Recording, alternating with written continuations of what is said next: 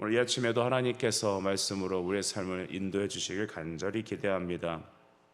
열왕기하 9장 14절 말씀을 보게 되면 드디어 하나님께서 엘리사를 통하여서 일하시기 시작하셨고, 그것은 아합의 집을 심판하는 것입니다.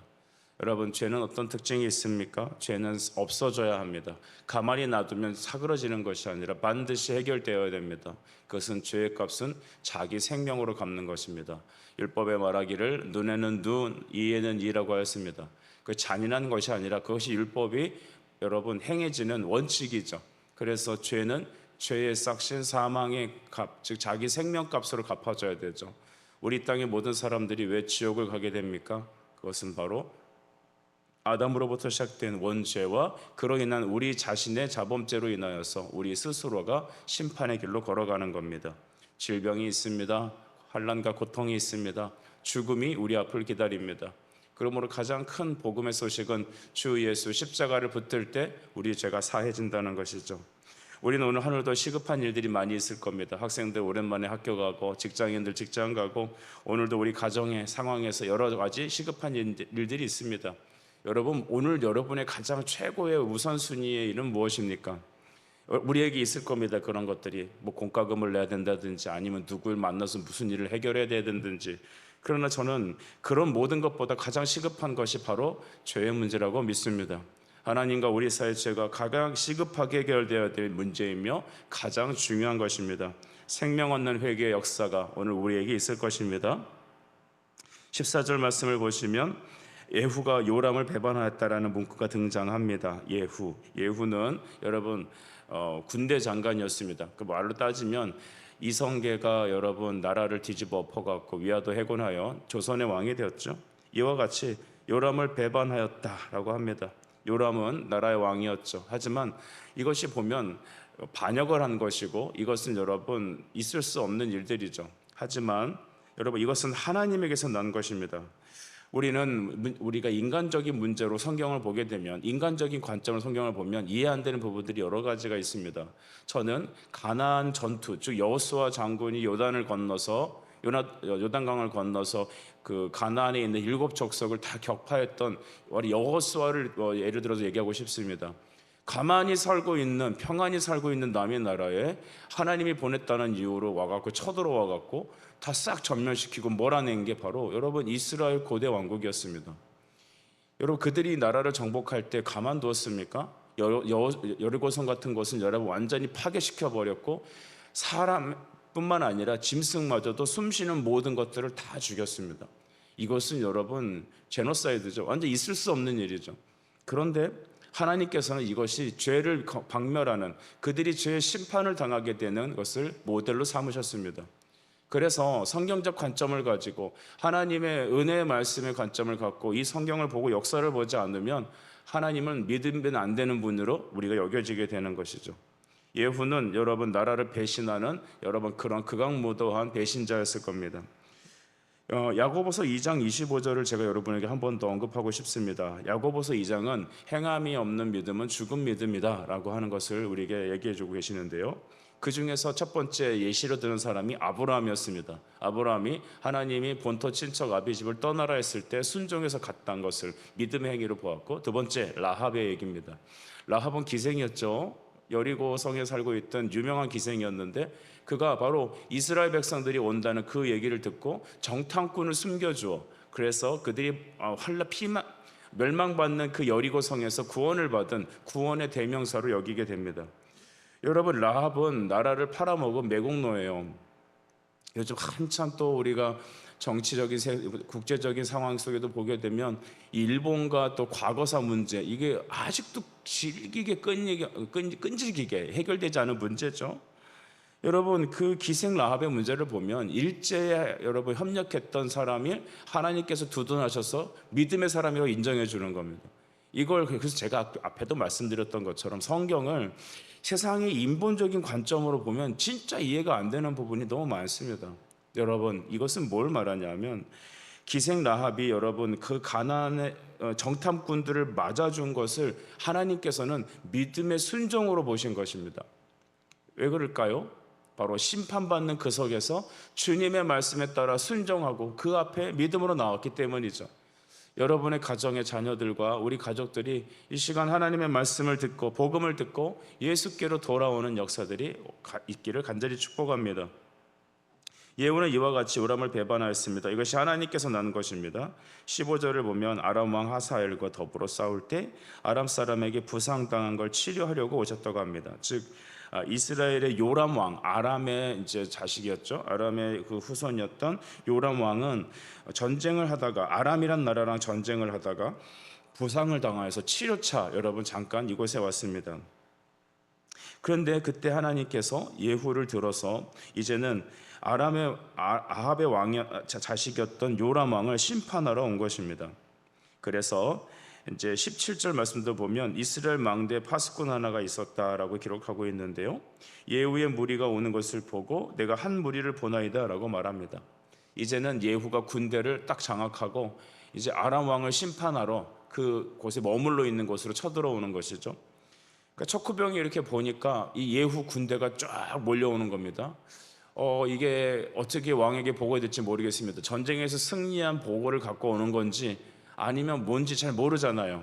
예전에도 왕들은 독살의 위험을 조심해야 됐고 이 반란의 위험을 조심해야 됐잖아요. 그러니까 군대가 자기 편의 군대가 막 무섭게 오는 걸 보고선 이제 알리게 되죠. 그러니까 왕은 이제 아직 그 부상을 치료하는 중이라 이제 척후병을 보냅니다. 가서 알아보라고 전쟁에 승리한 소식인지 뭔지.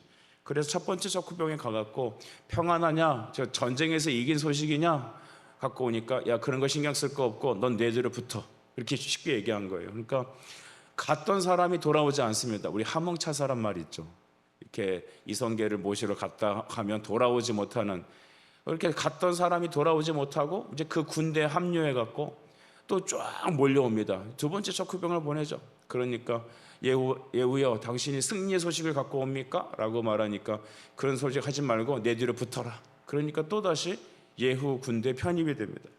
보내도 계속해서 이제 돌아오지 않으니까 왕은 자기가 이제는 부상 중임에도 불구하고 직접 나서야 되겠다 싶었나 봐요. 근데 그 모습이 20절에 보면 아주 무섭습니다. 20절 보면 파수꾼이 또 전하여 이르되 그도 그들에게까지 갔으나 돌아오지 아니하고 그 병거 모는 것이 님시의 손자 예후가 모는 것 같이 미치게 모나이다 라고 했습니다. 예후의 평소 성격이 나오죠. 아주 무섭게 몰고 있다. 자동차 운전하면 이제 급제동, 급출발 이런 거겠죠. 저도 어저께 운전을 가는데 어떤 택시가 예후처럼 저희 앞을 가로막아서 사고가 날 뻔했는데 하나님께서 은혜를 주셔서 갑자기 예후의 모습을 보니까 어저께 택시 아저씨가 생각이 나네요. 여러분 이렇게 미치게 몰고 오는 것을 보게 됩니다. 하나님의 심판은 어떻습니까? 때로는 맹렬하게 급하게 우리에게 찾아옵니다. 여러분 예후는 이제 이렇게 하나님의 말씀에 따라 이 일을 하고 있는데 요람 왕은 이제 분위기가 안 좋은 거예요. 그러다 보니까 자기가 직접 병거를 준비하죠. 우리 21절 말씀 보면 요람이 이르되 메우라 하매 여기 메우라 이게 메우라가 여러분 잘 안 쓰는 말인데 쉽게 번역을 하면 마차를 준비해 그 소리죠. 내가 직접 나가야겠다. 그래서 여러분 이제 왕의 어떤 복장을 차리고 갑옷을 입고 그리고 이제 군대 장관이었던 예후를 맞으러 갑니다. 근데 여러분 21절 후반절을 보십시오. 병거를 타고 왕이 가게 되는데 예후를 맞을새 이스라엘 사람 나봇의 토지에서 만나매라고 하는 부분이 있습니다. 이게 참 복선도 이런 복선이 없어요. 영화도 보면은 왜 갑자기 어떤 상징물이 등장하죠. 예전에 자꾸 제가 아침부터 영화 얘기해서 죄송합니다만 중국 오우사미 강덕이라는 분이 계세요. 유명한 영화들을 많이 만드셨는데 이분은 항상 이 복선 어떤 일이 크게 전개될 때 흰 비둘기가 지나간답니다. 몇 편을 이렇게 제가 봤더니 진짜 흰 비둘기가 지나가면 원수가 죽고 전쟁에서 이기고 반전이 있어요. 그것처럼 하나님께서 이 하나님의 뜻을 이루기 위해서 이 두 사람을 나봇의 포도원에 만나게 하신 거예요. 여러분 우리의 만남이 우연입니까? 우리 앞에 일어난 일들이 실수입니까? 아니에요. 우리가 그걸 깨달을 수 있어야 돼요. 왜 우리가 지금 나봇의 포도원에서 만났지? 나는 오늘 왜 이 자리에 이렇게 서 있지? 나한테 왜 이런 일이 자꾸 생기지? 여러분 한번 돌이켜 보셔요. 깨닫는 자가 은혜의 사람입니다. 그래서 나봇의 토지에서 그들은 만나게 되었습니다. 여러분, 나봇의 토지는 어떤 역사적 배경이 있습니까? 우리 열왕기상 21장에 보면 여러분 잘 알듯이 나봇이라는 사람이 포도원을 일구며 살았죠. 그는 하나님을 경외하는 사람이었습니다.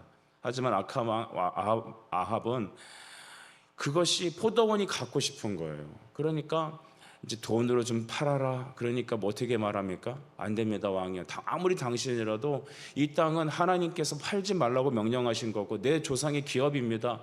이렇게 말하니까 그 안에 이세벨이 어떤 모략을 꿈꿨습니까? 악한 자, 이 깡패 2명을 이렇게 고용해 갖고 오히려 참소하죠. 그들을 갖고 데리고 이 나봇이 하나님과 왕을 저주했다고, 하나님을 저주했다고. 그러니까 사람들은 율법에 따라 돌로 나봇과 그 자식들을 다 몰살해 죽인 겁니다. 여러분, 한 나라의 왕이 이런 일 못하겠습니까? 쥐도새도 모르게 다 잡아갈 수 있죠. 그런데 그것은 나봇은 하나님의 말씀을 지키고 신앙의 절개를 지키다가 순교한 것입니다. 그래서 그의 토지에서 피 흘려 죽은 겁니다. 하나님은 피 흘려 죽은 그 값은 반드시 그 사람의 피 흘림으로 갚습니다. 이것이 죄의 특징이죠. 죄의 삭은 무엇입니까? 사망이죠. 우리는 왜 죽습니까? 우리는 왜 여러분 지옥의 형벌을 받습니까? 뭐 크게 대단하게 잘못한 게 없는 것 같습니다만 여러분, 우리의 삶은 다 이와 같이 피 흘린 죄를 타고 태어나고 우리 역시 피 흘린 죄를 갖고 이 땅을 살아갑니다. 하나님의 도우심과 불쌍히 여기심이 아니면 오늘 우리는 이 자리에 서 있을 수 있는 사람이 단 한 명도 없습니다. 예후는 이제 하나님의 심판을 위해서 쓰임받는 도구였고 요람 왕은 나봇의 토지에서 예후를 맞이합니다. 22절을 여러분 눈으로 보십시오. 요람이 예후를 보고 이렇게 말합니다. 예후야, 평안하냐? 그래, 전쟁에서 온 소식을 갖고 왔냐? 라고 말하니까 내 어머니의 이세벨의 음행과 술수가 이렇게 많으니 어찌 평안이 있으랴? 이렇게 말했습니다. 한 나라의 군대 장관이 왕한테 할 소리는 아니죠. 그러나 이미 예후는 하나님의 심판을 하기 위해서 명령을 받고 왔기 때문에 그 죄를 지적하는 것입니다. 바로 이세벨의 음행과, 여러분, 이세벨은 바로 유다 왕국의 이스라엘 나라에 우상을 들여갖고 온 사람입니다. 시집 오면서 여러분 우리가 왜 폐물 같은 거 갖고 오잖아요, 가족에다가. 근데 그걸 갖고 올 때 돈을 갖고 온 게 아니라 이 사람은 우상단지를 갖고 온 겁니다. 한 가정에 여러분 가족을 드리는 문제, 결혼시키는 문제들이 얼마나 중요한지 우리는 여기서 다시 한번 깨닫게 됩니다. 정말 믿음으로 결혼하셔야 합니다. 자녀가 잘생겨서 돈이 많으니까 그렇게 결혼시키는 게 아니라 정말 하나님을 경외하는 그런 자녀들을, 가족을 맞아야겠죠. 이세벨은 그런 여자였습니다. 그가 들어와서 이스라엘의 하나님의 성전을 회파하고 선지자들을 죽이고 말씀을 읽을 수 없도록 모든 성경을 다 여러분 없애버렸습니다. 그리고 그 땅에 우상을 가득 채운 겁니다. 결국 하나님께서는 그를, 이세벨을 영적인 음행의 사람이라고 말하고 또 그에게 이제는 심판이 있을 거라고 말하는 것입니다. 23절에 여러분 드디어 요람 왕은 눈치를 챘습니다. 그래서 남유다 왕이었던 아하시아에게 달려가면서 이렇게 얘기합니다. 반역이다, 반역이다. 그런데 24절을 보시면 예후가 힘을 다하여 활을 당겨 요람의 두 팔 사이를 쏘니 화살이 그의 염통을 꿰뚫고 나오매 그의 병거 가운데 엎드러진지라 했습니다. 염통은 심장을 말하죠. 그러니까 여러분 갑옷을 보면 이 정면으로 맞으면 뚫어지지 않죠. 잘 상처가 있어도 치명상은 없을 겁니다. 그러나 이 팔과 팔 사이는 항상 빈 공간이 있죠.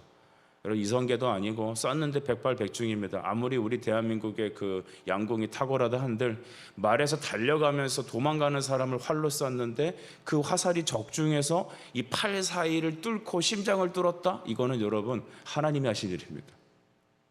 눈 감고 쏴도 아마 들어갔을 겁니다. 100점. 여러분 이렇게 하나님께서는 모든 일들을 다 계획하시고 또한 하나님의 심판을 하십니다. 이 일을 어떻게 우리는 해석해야 합니까? 24절에 보니까 여호와께서 말씀하시기를 내가 어제 나봇의 피와 또 그의 아들들의 피를 분명히 보았노라 라고 했습니다. 그리고 말씀하시기를 이 토지에서 내게 갚으리라 하셨습니다. 즉 피 흘린 값을 피로써 갚으시겠다라고 하시는 겁니다. 하나님께서는 우리의 죄를 우리의 죄대로 돌리지 않으셨습니다. 대신 하나님께서는 대신 그 죄를 돌리신 분이 계시죠. 바로 그리스도이십니다. 우리 이사야 53장 6절 말씀 여러분 기억하십니까? 우리는 그릇되어 각기 제 길로 갔지만 여호와께서는 우리 모든 무리의 죄를 그에게, 그 아들에게 어떻게 하셨습니까? 담당하셨습니다. 뒤집어 씌우신 것입니다. 예수님께서 우리의 모든 죄와 사망의 저주를 다 십자가에서 본인이 혼자 뒤집어 쓰셨습니다. 대신 다 받으셨습니다. 여러분, 예수님을 믿으면 우리가 구원받습니까? 우리가 받을, 오늘 요람 왕이 받아야 될 이 심판의 저주가 오늘 그리스도께 다 쏟아진 것입니다. 우리는 다시 한번 이 한 주의 중간에 서서 예수님의 십자가를 분명히 보아야 합니다. 바쁘게 할 일이 많습니다. 급히 처리할 일들이 많습니다. 그러나 그보다 중요한 것은 생명 얻는 회개에 대하여 우린 다시 한번 믿음으로 나가봐야 될 줄 믿습니다. 우리가 주님 앞에 나갑시다. 그 십자가 앞으로 나갑시다. 피 흘린 것은 피 흘린 것으로 갚으셔야 합니다. 우리의 죄는 예수님의 피값으로 갚아지는 것입니다. 그래서 요한일서 2장 9절에 있는 말씀과 같이 그는 미쁘시고 의로우사 우리의 모든 죄를 사하시고 했습니다. 언제나 신실하신 그분은 우리를 위해서 예수의 이름으로 주 앞에 나오는 모든 사람의 피 흘린 죄를 다 주님은 갚으십니다. 오늘 이 땅을 살면서 우리 사람들은 가장 중요한 회개에 대해서 놓치고 살고 있습니다.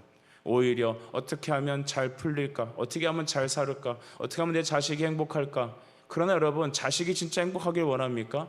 그러면 예후의 상황을 보십시오. 요람 왕의 심판의 저주를 보십시오. 나봇의 포도원에 피 뿌린 죄를 우리는 생각해야 합니다. 우리 자식은, 우리 인생은 이렇게 나쁜 짓을 저지르지 않았을 수도 있습니다. 그러나 우리의 죄의 경중은 여러분 나봇의 피 뿌린 죄와 동일합니다. 그래서 하나님 앞에 나가야 합니다. 십자가 앞에 여러분 자신을 펴놓고 보세요. 고상한 척하면 안 됩니다. 나는 탁월하고 우리 집은 그리스도 가정이고 천만의 말씀이요. 다 하나님 앞에 나봇의 피 뿌림을 동일하게 받아야 될 심판의 대상들입니다. 그 우리를 주님 사랑하셔서 요람은 자기가 스스로 피를 감당했지만 우리는 예수께서 십자가에서 대신 우리를 위하여 피 흘려 주셨습니다. 그 보혈의 은혜 앞에 믿음으로 나아가서 주님을 영접하고 참된 회개의 자리로, 생명 얻는 회개의 자리로 나가는 저와 여러분이 되시길 간절히 축복합니다. 기도드리겠습니다. 하나님 은혜를 감사합니다. 우리가 요람이었습니다. 우리가 예후의 심판을 받아야 될 사람입니다. 하나님의 심판의 화살이 그의 심장을 뚫어 사망하게 한 것처럼 우리도 이와 같이 하나님 나봇의 피에 아버지여 토지에 우리도 그 피를 값을 갚아야 될 존재들입니다. 우리의 입술이, 우리의 존재가, 우리가 살아 숨쉬는 모든 것이 나봇의 피에 갚아져야 될 내용들입니다. 내 주의 보혈이 정하고 정하오니 주의 보혈로 나를 씻으사 참된 회개와 영적 죄사함의 은혜를 누리는 이 아침이 되게 하여 주시옵소서. 예수님의 이름으로 기도드립니다. 아멘.